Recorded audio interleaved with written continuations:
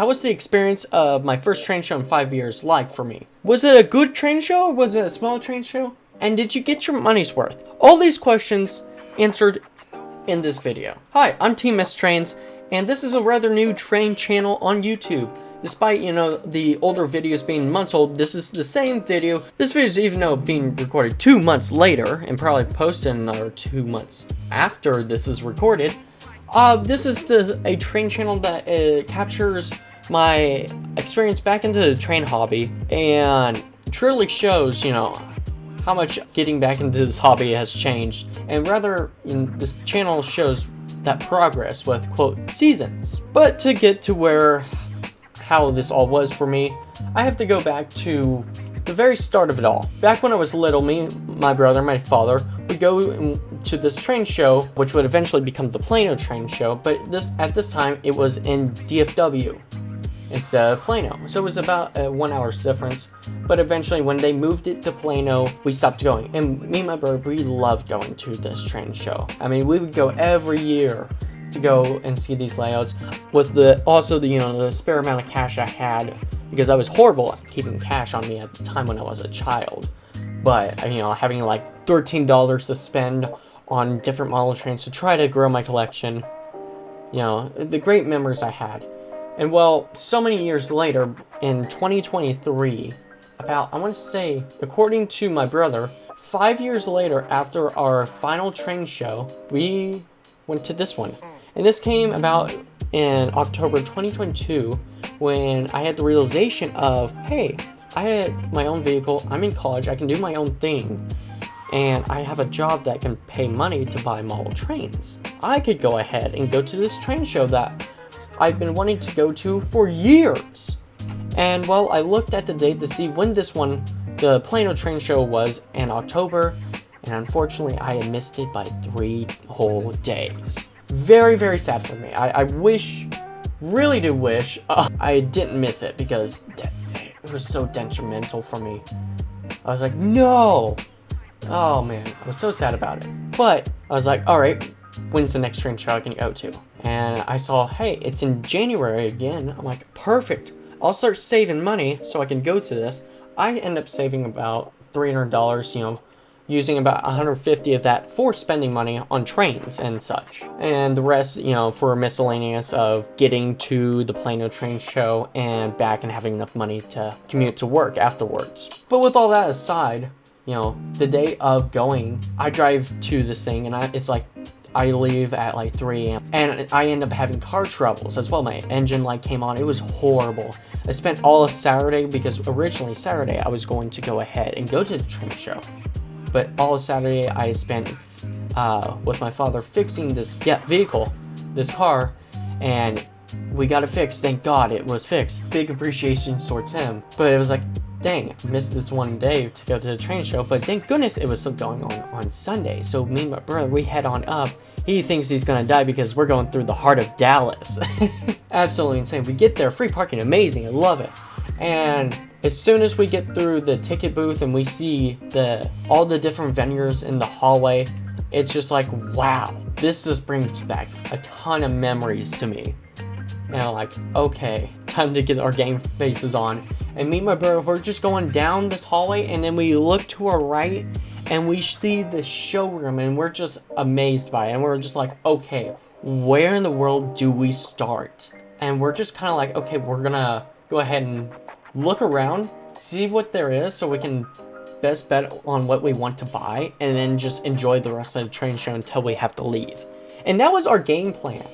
And you can see with this footage, this is after we bought things. It's just us enjoying recording the trains. It was just a good time. It was, a pastime I've had as a child that I could reminisce on. I'm not saying that correctly, but reminisce on, and really just like look back on and reflect, like, wow, it's just as big as it once was, and it doesn't seem like it will die anytime soon, because there's so many people that enjoy the model keeping, and they have all these different sizes, so you can properly gauge out what you want in this hobby, rather that be something a lot bigger, garden railways, or you know, something that's much smaller, like N scale, that can only fit in a small size, but yet you still want to run these trains. And so, personally for me, I go in with one of two ideas. Either one, I can buy HO trains and create a train shelf, to display these HO trains and not having anything to run them, because I don't have enough space to run these trains. I don't have a table big enough to run them. Or I could go with a completely new scale that I am not used to. I grew up on HO trains. I never grew up on O gauge, G scale, N scale, anything else. I didn't grow up on it. I grew up on straight HO trains, and I loved it.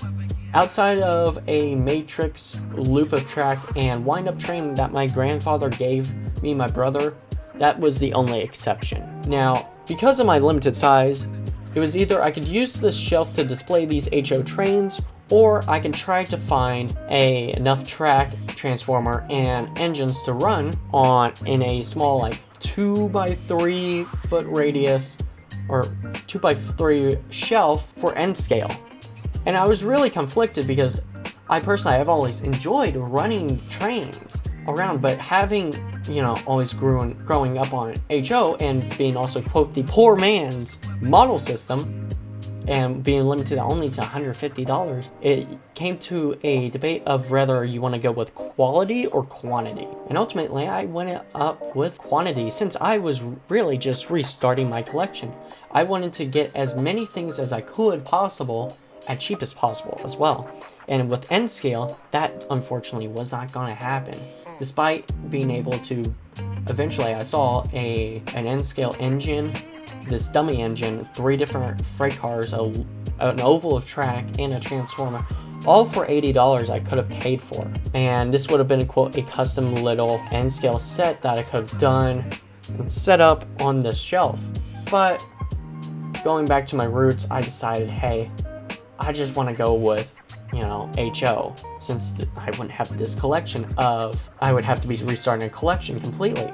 And so this is what I end up doing. It becomes quite interesting to say the least. And yes, the plan that I originally had, you know, go around, see what there is, and then buy the things that I liked later, that did somewhat backfire on me, because there was an engine that I did see. I'm like, okay, this is not that bad of a price. And it was a nice little tanker engine, you know, switcher / tank engine. I was like, this is actually a pretty good price. I might buy this. And I come back around, making my rounds, and well, unfortunately, it was already sold. And I would say that was probably the only unfortunate thing that happened at this train show. You know, I had a great time. My brother had a great time. We both got things that we really wanted. You know, he got 2 Santa Fe engines. One was a dummy and the other one worked for a total of $7, which was insane. Meanwhile, he also got a Thomas freight car that he really wanted, and he paid a good amount. It was brand new in the box. I'm like, you sure? And he's like, yep. I'm like, all right, you go get it, man. Meanwhile, my strategy point was anything under $50 or anything over $50, do not get. We were just going straight for quantity. And I do get a good amount of engines, to the point where it was more engines than I had when I was growing up. Now, whether they worked or not, that was a different story.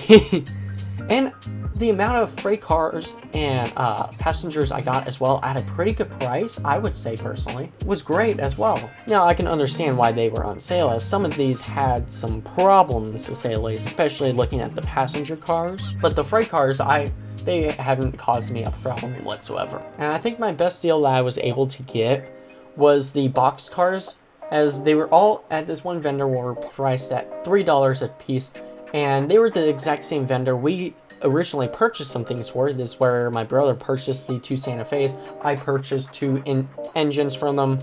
No, I purchased 1 engine from them instantly in box. Unfortunately, had some gear problems. But if I can find something to fix the gears with, then it'll be no problem. And will run instantly. It's just something with the gears that have a problem. And so we come back around.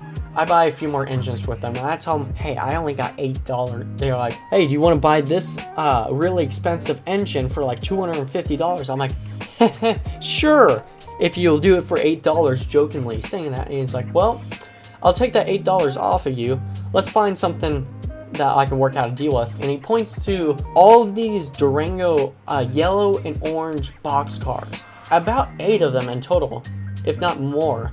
And he's like, hey, let's go ahead and get you all these. And no, keep in mind, they're $3 a piece. And he says instead of $21, he's willing to take 8. And then he also throws in a caboose for me. Absolute legend. I wish I got his name or remember his name, but it was 2 months ago and I don't remember his name. But this man was an absolute legend. I mean, I appreciate the amount that he said, you know, go for that. At a price he should be, you know, spending around $24. I only spent 8. It was great. I loved it. Oh, it was amazing. And well, outside of that, we did spend a good amount. We got some nice passenger cars. Each passenger, for the longer passenger cars for the Union Pacific, which do have problems running and staying on the track, unless there's like a wider turn radius, which I don't have. I would have to pick some up from my local train store. But got those for $10 a piece, if not less, I think. I think I got those 3 for $25, if I believe correctly. Because I don't think I spent $30 on those 3 passenger cars. I think I got them for $25. And then for the smaller passenger cars that I got, the set of 3 and the Civil War passenger car, I picked all those up together for $5 each. Pretty good deal, I would say. Now, I didn't pick up too much scenery things. I probably should have, and I kind of wish I did, since I went with the HO display. But I did get a nice station and a single bridge. The single bridge only costed me $5, and I said, what the heck? Why not? It's a cool piece to have, and out of all the other scenic kind of displays I've seen, this is probably the cheapest thing I can get with the best bang for my buck. Among this, with the station, I think I paid around $12 to $18 on this station, and it was in good shape too. You know, it looked like, it had some good use on it, but it was a great station and still continues to be. I love that piece. The only thing I wish I did purchase instead of some certain things was I did see an HO shed piece there for only $25. Probably could have talked a deal for at least $15 to $20. And looking on it now, I'm like, I wish I'd gotten that because it's such a cool centerpiece, and it was a nice cheap piece too that was only missing a roof piece.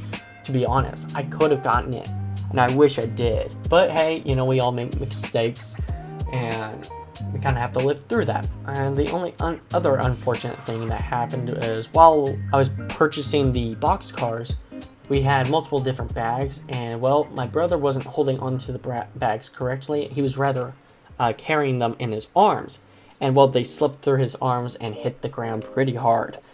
And well, that did damage his Santa Fe that he had one of the couplers for him, which was really sad to see. But my stuff that was in the bags, all that happened was I don't know how, but the Santa Fe, my large Santa Fe engine, was unscathed until I decided later that day to test it out, and I accidentally dropped it. I don't know how that happened necessarily, but for the passenger cars, the tops of the passenger cars came off.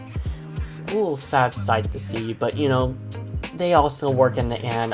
There's no problems there. And really, looking at the different displays and layouts at this train show, there was a huge selection. I wish I recorded more, as just showing what I have in these 8 different videos I have on my channel, just showing each display by themselves, really doesn't capture how many displays there really were. In fact, one of the videos combines some of the N scale layouts that there was out there at this train show, and the wide display of them, in between G scale, N scale, HO, and O gauge, absolutely insane. There was a lot more American Flyer than Lionel stuff there, and I wouldn't realize this until I would post these videos on my channel, and some people in the comments would say, hey, there's a lot of American Flyer stuff there. I'm like, huh, really? I thought this was all Lionel stuff. And I mean, technically it is Lionel stuff because Lionel did buy American Flyer, but still, the big debate between which is better, American Flyer or Lionel, and in the comments, let me know, which side you take. Personally, I really don't care, since HO is superior compared to O gauge. But yeah, it was a great train show. Me and my brother, we got some good things out of it. There were a few regrets and decisions made, but outside of that, I love this. And I can't wait to go to my next one, which is actually coming up in a few weeks from now, which will be the Denver train show. And I'll probably be doing a similar video of, how I got there, all that stuff. And then after that, who knows, there's going to be another one we'll already have planned up, but I'm not going to say it right now. I hope you guys did enjoy me talking about my experience at this train show. And I hope you did enjoy, these clips that I showed around at this show. And I'll catch you guys on the rails. See ya. Make sure you subscribe.